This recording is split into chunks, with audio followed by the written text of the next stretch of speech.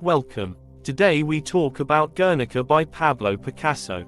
It was made in 1937 and it is kept at the Museo Nacional Centro de Arte Reina Sofía in Madrid.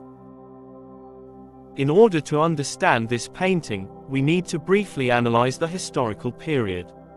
Spain was 6 months into its civil war, a military revolt undertaken by the Nationalists against the Republican government.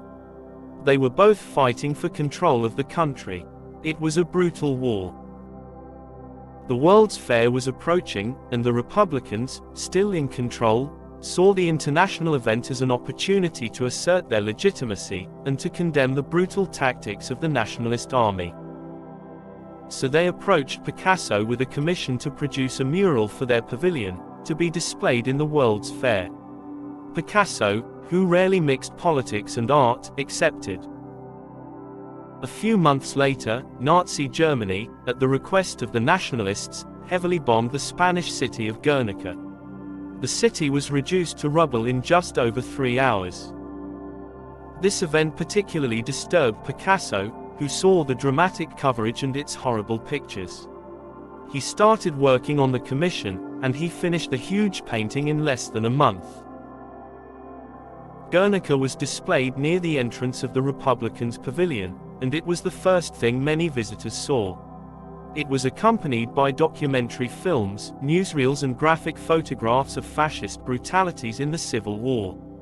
The entire Spanish pavilion shocked the world into confronting the suffering of the Spanish people.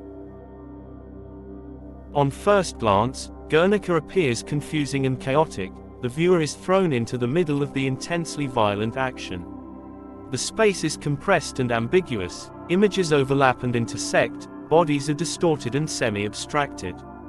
The shifting perspectives and multiple viewpoints are characteristic of Picasso's Cubist style. The composition is not easy to decipher. Everywhere there seems to be death and dying.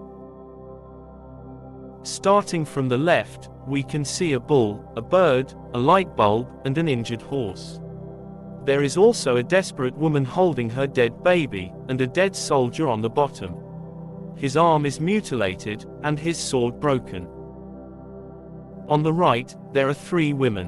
One rushes in, looking up at the light bulb at the top of the scene. Another leans out of the window of a burning house, holding a lamp with her extended arm. The third woman appears trapped in the burning building, screaming in fear and horror. All their faces are distorted in agony. Everything seems jumbled together, however Picasso balances the composition with a large triangle of light, which stabilizes the figures in the center. Picasso chose to paint Guernica in black, gray and white.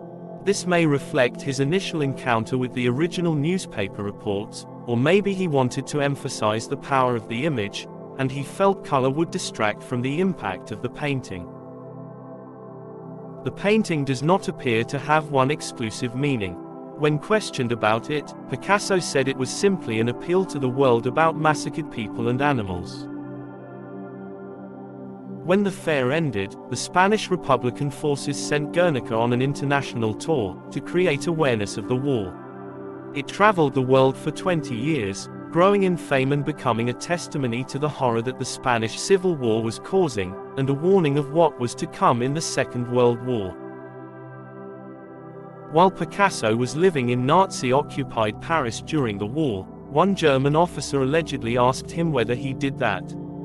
Picasso responded, "No, you did." This work has since gained a monumental status, representing a perpetual reminder of the tragedies of war, an anti-war symbol and an embodiment of peace. It has become the 20th century's most powerful indictment against war. It is a painting that still feels relevant today. So, how do you feel about this painting?